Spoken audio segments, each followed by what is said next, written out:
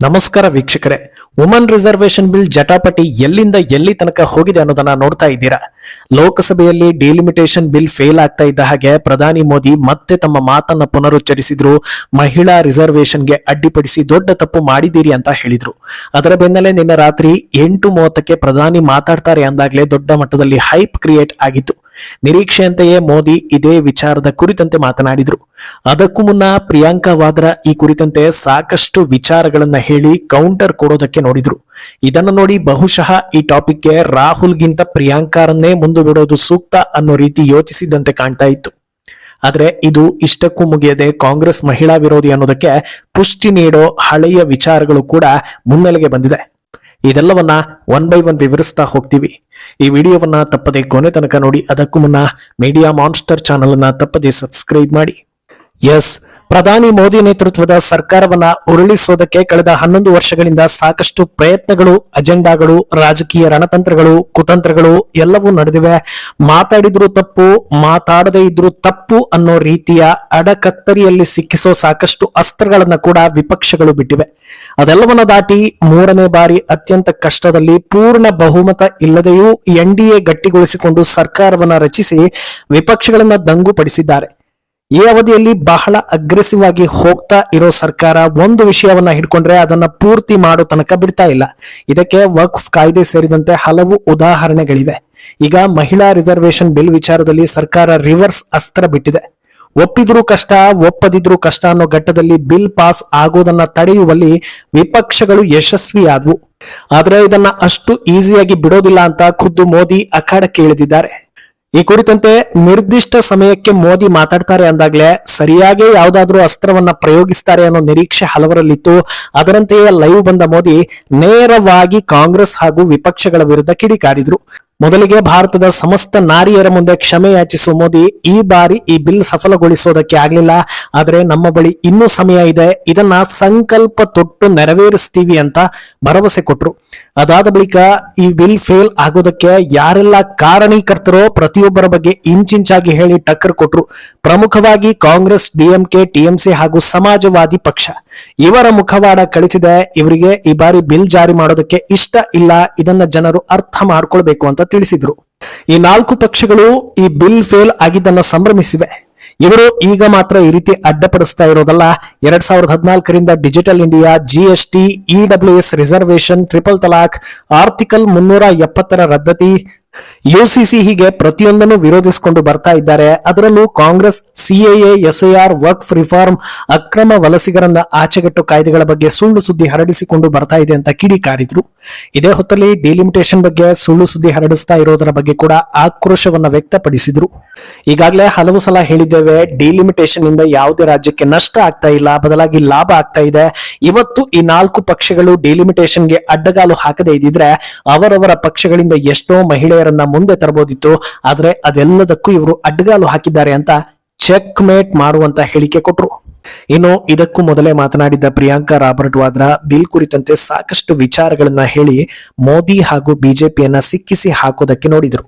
ದೆಹಲಿಯ ಕಾಂಗ್ರೆಸ್ ಕಚೇರಿಯಲ್ಲಿ ಸುದ್ದಿಗೋಷ್ಠಿಯಲ್ಲಿ ಮಾತನಾಡೋ ಅವರು ಈ ಸೋಲು ವಿರೋಧ ಪಕ್ಷಗಳ ಏಕತೆಯ ಶಕ್ತಿಯನ್ನ ತೋರಿಸಿದ್ದು, ಸಂವಿಧಾನದ ತತ್ವಗಳನ್ನ ಕಾಪಾಡಿದೆ. ಮೊನ್ನೆ ನಡೆದಿದ್ದು ಪ್ರಜಾಪ್ರಭುತ್ವಕ್ಕೆ ದೊಡ್ಡ ಗೆಲುವು, ಸಂಯುಕ್ತ ವ್ಯವಸ್ಥೆಯನ್ನ ಬದಲಾಯಿಸೋ ಸಂಚು ವಿಫಲವಾಗಿದೆ. ಇದು ಸಂವಿಧಾನಕ್ಕೆ, ವಿರೋಧ ಪಕ್ಷಗಳ ಏಕತೆಗೆ ಮತ್ತು ದೇಶಕ್ಕೆ ಸಂದ ಜಯ ಅಂತ ಹೇಳಿದ್ರು. ಕ್ಷೇತ್ರ ಪುನರ್ವಿಂಗಡಣೆ ಸಂಬಂಧಿಸಿದ ವಿಶಾಲ ರಾಜಕೀಯ ಉದ್ದೇಶಕ್ಕಾಗಿ ಸರ್ಕಾರ ಮಹಿಳಾ ಮೀಸಲಾತಿ ವಿಷಯವನ್ನ ಬಳಸಿಕೊಂಡಿದೆ ಅಂತ ಅವರು ಆರೋಪಿಸಿದ್ರು. ಕೇಂದ್ರ ಎನ್ಡಿಎ ಸರ್ಕಾರದ ಪೂರ್ಣ ಸಂಚು ಅಧಿಕಾರದಲ್ಲೇ ಉಳಿಯೋದಕ್ಕಾಗಿ ಈ ಕ್ಷೇತ್ರ ಮರುವಿಂಗಡಣೆ ಮಾಡದೇ ಇದ್ರೆ 2029 ಆಗೋದಿಲ್ಲ ಅಂತ ಅವರು ನಂಬಿದ್ರು. ಈ ಪ್ರಕ್ರಿಯೆಯನ್ನ ತಮ್ಮ ಇಚ್ಛೆಯಂತೆ ನಡೆಸೋದಕ್ಕೆ ಯತ್ನಿಸಿದ್ರು. ಫಲಿತಾಂಶ ಏನೇ ಆಗ್ಲಿ ರಾಜಕೀಯ ಲಾಭ ಪಡೆಯೋದಕ್ಕೆ ಸರ್ಕಾರ ಪ್ರಯತ್ನ ಮಾಡ್ತು. ಮಸೂದೆ ಅಂಗೀಕಾರವಾದ್ರೆ, ಗೆಲುವು ವಿಫಲವಾದ್ರೆ ವಿರೋಧ ಪಕ್ಷಗಳನ್ನ ಮಹಿಳಾ ವಿರೋಧಿಗಳನ್ನು ತೋರಿಸಿ ತಾವು ಮಹಿಳಾ ಪರ ಹೋರಾಟಗಾರರೆಂದು ತೋರಿಸಿಕೊಳ್ಳೋದಕ್ಕೆ ಪ್ರಯತ್ನಿಸಿದ್ರು ಅಂತ ಪ್ರಿಯಾಂಕಾ ವಾದ್ರಾ ಮಹಿಳೆಯರ ರಕ್ಷಕನಾಗುವುದು ಸುಲಭ ಅಂತ ಹೇಳಿದ್ರು. ಹಾಗೆ ಹಿಂದಿನ ಘಟನೆಗಳನ್ನ ಉಲ್ಲೇಖಿಸಿ ಮಹಿಳಾ ವಿಚಾರಗಳಲ್ಲಿ ಬಿಜೆಪಿಯ ದಾಖಲೆ ಬಗ್ಗೆ ಪ್ರಶ್ನೆಯನ್ನ ಎತ್ತಿದ್ರು. ಹತ್ರಾಸ್ನಲ್ಲಿ ಏನಾಯ್ತು, ನಮ್ಮ ಒಲಿಂಪಿಕ್ ಪದಕ ವಿಜೇತೆಗೆ ಏನಾಯ್ತು, ಇವುಗಳನ್ನೆಲ್ಲ ನಾವು ನೋಡಿದ್ದೀವಿ. ಬಿಜೆಪಿಯವರ ಮಹಿಳೆಯರ ಬಗ್ಗೆ ಕಾಳಜಿ ಏನು ಅನ್ನೋದು ಅರ್ಥ ಆಗಿದೆ. ವಿಪಕ್ಷಗಳು ಮಹಿಳಾ ಮೀಸಲಾತಿಯನ್ನ ವಿರೋಧಿಸ್ತಾ ಇಲ್ಲ, ಆದ್ರೆ ಅದನ್ನ ಕ್ಷೇತ್ರ ಪುನರ್ ವಿಂಗಡಣೆಗೆ ಕೊಂಡಿ ಹಾಕೋದಕ್ಕೆ ವಿರೋಧ ಇದೆ ಅಂತ ಹೇಳಿದ್ರು. 2023ರ ಮಹಿಳಾ ಮೀಸಲಾತಿ ಕಾಯ್ದೆಯನ್ನ ಲೋಕಸಭೆಯ ಈಗಿನ ಸ್ಥಾನಮಾನದಲ್ಲೇ ಜಾರಿಗೆ ತರಬೇಕು ಅಂತ ಸರ್ಕಾರಕ್ಕೆ ಒತ್ತಾಯಿಸ್ತೀವಿ ಅಂತ ಹೇಳಿದ್ರು. ನಿಜವಾಗಿಯೂ ಏನಾದ್ರೂ ಮಾಡ್ಬೇಕು ಅಂದ್ರೆ 2023ರ ಕಾನೂನನ್ನ ಮತ್ತೆ ತರಿಸಿ ಈಗಲೇ ಜಾರಿಗೆ ತರಲಿ, ಚಿಕ್ಕ ತಿದ್ದುಪಡಿ ಬೇಕಾದ್ರೆ ಮಾಡಿ, ಆದ್ರೆ ಮಹಿಳೆಯರಿಗೆ ಅವರ ಹಕ್ಕುಗಳನ್ನ ಈಗಲೇ ನೀಡಿ ಅಂತ ಹೇಳಿದ್ರು. ಆದ್ರೆ ಇಷ್ಟೆಲ್ಲಾ ಹೇಳಿದ್ರು ಪ್ರಿಯಾಂಕಾ ವಾದ್ರಾ ವಿಚಾರ ಸೋಷಿಯಲ್ ಮೀಡಿಯಾದಲ್ಲಿ ಹೈಲೈಟ್ ಆಗಿದ್ದು ಬೇರೆಯದೇ ಕಾರಣಕ್ಕೆ. ಅದು ಪ್ರೆಸ್ ಮೀಟ್ ಮಾಡೋ ವೇಳೆ ಅವರು ನನ್ನ ಗಂಡನ ಬರ್ತ್ಡೇ ಇದೆ, ಜಾಸ್ತಿ ದೊಡ್ಡ ಪ್ರಶ್ನೆಗಳನ್ನ ಕೇಳಬೇಡಿ ಅಂತ ಹೇಳಿದ್ದು ಸಿಕ್ಕಾಪಟ್ಟೆ ವೈರಲ್ ಆಗಿತ್ತು. ಆದ್ರೆ ಕಾಂಗ್ರೆಸ್ ಪ್ರಿಯಾಂಕಾರನ್ನ ಮುಂದೆ ಬಿಟ್ಟರು ಇನ್ನಷ್ಟು ಡ್ಯಾಮೇಜ್ ಆಗಿರೋ ಬಗ್ಗೆ ಚರ್ಚೆ ಆಗ್ತಾ ಇದೆ. ಯಾಕಂದ್ರೆ ಅವರದ್ದೇ ಕುಟುಂಬದ ಮಾಜಿ ಪ್ರಧಾನಿ ಇಂದಿರಾ ಗಾಂಧಿ ಭಾರತದಲ್ಲಿ ಸುದೀರ್ಘವಾಗಿ ಪ್ರಧಾನಿಯಾಗಿದ್ದವರ ಪೈಕಿ ಒಬ್ರು. ಅವರ ನಂತರ ಸೋನಿಯಾ ರಾಜಕೀಯಕ್ಕೆ ಬಂದ್ರು. ಈಗ ಪ್ರಿಯಾಂಕಾ ರಾಬರ್ಟ್ ವಾದ್ರಾ ಕೂಡ ರಾಜಕೀಯಕ್ಕೆ ಕಾಲಿಟ್ಟು ಕೇರಳದಲ್ಲಿ ಗೆದ್ದು ಎಂಪಿ ಆಗಿದ್ದಾರೆ. ಎಲ್ಲಾ ವಿಚಾರಗಳಲ್ಲೂ ಅಭಿಪ್ರಾಯ ಹೇಳೋ ಮಟ್ಟಕ್ಕೂ ಬಂದಿದ್ದಾರೆ. ಈ ರೀತಿ ಮಹಿಳಾ ಸಬಲೀಕರಣ ನಿಮ್ಮ ಕುಟುಂಬದಲ್ಲಿ ಆದ್ರೆ ಓಕೆ, ಆದ್ರೆ ದೇಶದಲ್ಲಿ ಬೇಡವಾ ಅನ್ನೋ ಪ್ರಶ್ನೆಗಳನ್ನ ಜನರು ಕೇಳ್ತಾ ಇದ್ದಾರೆ. ಇನ್ನು ಕಾಂಗ್ರೆಸ್ ಮಾತ್ರವಲ್ಲದೆ ಯಾರೆಲ್ಲ ಈ ಬಿಲ್ ಜಾರಿ ಆಗೋದಕ್ಕೆ ಅಡ್ಡಗಟ್ಟಿದ್ದಾರೆ ಅನ್ನೋದರ ಹಿಸ್ಟ್ರಿ ನೋಡ್ತಾ ಹೋದ್ರೆ ಅದರಲ್ಲಿ ಮೊದಲ ಸಾಲಲ್ಲಿ ಕಾಣಿಸ್ತಾ ಇರೋದು ಸಮಾಜವಾದಿ ಪಕ್ಷ.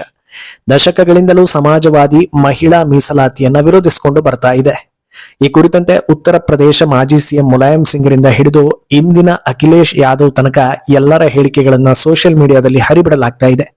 2003ರಲ್ಲಿ ಈ ಬಿಲ್ ಪ್ರಪೋಸಲ್ ಆದಾಗ ವಿರೋಧಿಸಿದ್ದ ಮುಲಾಯಂ ಸಿಂಗ್ ಯಾದವ್ ಈ ಬಿಲ್ ಅವಶ್ಯಕತೆ ಇಲ್ಲ, ಇದರ ಬದಲಿಗೆ ರೈತರು ಹಾಗೂ ಹಿಂದುಳಿದ ಮಹಿಳೆಯರಿಗೆ ಮೀಸಲಾತಿ ಕೊಡಿ ಅಂತ ಹೇಳಿದ್ರು. 2011ರಲ್ಲಿ ಮತ್ತೊಮ್ಮೆ ಮಂಡನೆಯಾದಾಗ್ಲೂ ವಿರೋಧಿಸುವ ಮುಲಾಯಂ ಸಿಂಗ್ ಯಾದವ್ ಈ ಬಿಲ್ ಜಾರಿಗೆ ಬರೋದ್ರಿಂದ ಪುರುಷರಿಗೆ ಸಂಸತ್ನಲ್ಲಿ ಅವಕಾಶನೇ ಇರೋದಿಲ್ಲ, 90% ಮಹಿಳೆಯರೇ ತುಂಬಿಕೊಳ್ತಾರೆ, ಕೇವಲ 10% ಪುರುಷರು ಮಾತ್ರ ಉಳ್ಕೊಳ್ತಾರೆ ಅಷ್ಟೇ, ಆದ್ರಿಂದ ಬೇಡ ಅಂತ ಹೇಳಿದ್ರು. ಇನ್ನು ಈಗ ಅವರ ಪುತ್ರ ಅಖಿಲೇಶ್ ಡಿಲಿಮಿಟೇಷನ್ ವಿಚಾರವನ್ನ ಮುಂದೆ ಇಟ್ಕೊಂಡು ಬಿಲ್ ಅನ್ನ ವಿರೋಧಿಸ್ತಾ ಇದ್ದಾರೆ. ಮತ್ತೊಂದೆಡೆ ಎಲೆಕ್ಷನ್ ನಡೀತಾ ಇರೋ ಬಂಗಾಳ ಹಾಗೂ ತಮಿಳುನಾಡಿನ ಮೇಲೂ ಇದು ದೊಡ್ಡ ಪ್ರಮಾಣದಲ್ಲಿ ಎಫೆಕ್ಟ್ ಆಗುತ್ತೆ ಅನ್ನೋ ಚರ್ಚೆ ಜೋರಾಗಿದೆ. ಯಾಕಂದ್ರೆ ಮಹಿಳಾ ಸಿಎಂ ಅಂತ ಹೆಮ್ಮೆಯಿಂದ ಹೇಳ್ಕೊಳ್ಳೋ ಮಮತಾ ತಮ್ಮ ಆಡಳಿತದಲ್ಲಿ ಎಷ್ಟೋ ಮಹಿಳೆಯರ ಮೇಲೆ ದೌರ್ಜನ್ಯ ಆಗಿದ್ರು ನ್ಯಾಯ ಕೊಡಿಸುವಲ್ಲಿ ವಿಫಲ ಆಗಿದ್ದಾರೆ ಅನ್ನೋ ಆರೋಪ ಇದೆ. ಕೊನೆ ಪಕ್ಷ ಮಹಿಳಾ ಮೀಸಲಾತಿಗಾದ್ರೂ ಬೆಂಬಲ ಕೊಟ್ಟಿದ್ರೆ ಈವರೆಗೆ ಆಗಿರೋ ನೆಗೆಟಿವ್ ಇಂಪ್ಯಾಕ್ಟ್ ಸ್ವಲ್ಪ ಮಟ್ಟದಲ್ಲಾದ್ರೂ ತಣ್ಣಗಾಗ್ತಾ ಇತ್ತು. ಆದ್ರೆ ಅದಕ್ಕೆ ಅವರೇ ಅವಕಾಶ ಕೊಡ್ಲಿಲ್ಲ ಅನ್ನೋ ರೀತಿಯ ಟಾಕ್ಗಳು ಕೂಡ ಶುರುವಾಗಿದೆ.